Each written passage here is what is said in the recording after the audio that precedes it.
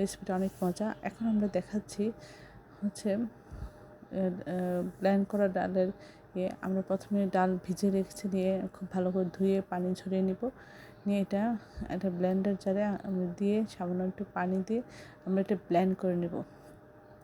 Blend করা হয়ে গেলে আমরা এটা বাটিতে নামিয়ে রাখবো।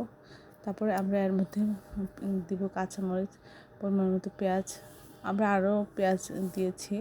তারপরে আমরা এর মধ্যে দেব আধা চামচ আদা বাটা, আধা চামচ রসুন বাটা, আধা চামচ হলুদ গুঁড়া, আধা চামচ ধনিয়া গুঁড়া, আধা চামচ জিরা গুঁড়া, 1 চামচ মরিচের গুঁড়া।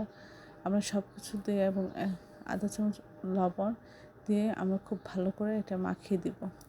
মশলাটা খুব ভালো করে যেন মাখানো হয় সেদিকে একটু খেয়াল রাখতে হবে।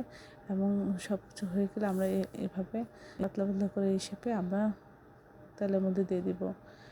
আমরা চুলা লো হিটে রেখে আমরা এটা ভাজবো। আস্তে আস্তে লো হিটে ভাজলে এটা ভিতর থেকে একটু মুচমুচে হয়ে আসবে। পরে এক পাশ হওয়ার পর আমরা উল্টে অপর পাশ ভেজে নিব। তাহলে তৈরি হয়ে যাবে সবার প্রিয় এবং পছন্দের পেঁয়াজু বা ডালে বড়া। এখন আমরা এটি নামিয়ে পরিবেশন করব। এই ইফতারিতে এটা খুবই আকর্ষণীয় একটি আইটেম। সবাই আমার চ্যানেলটি লাইক কমেন্ট শেয়ার দেবেন, সাবস্ক্রাইব করবেন এবং প্রিয়জনকে বেশি বেশি করে শেয়ার দেবেন। তাহলে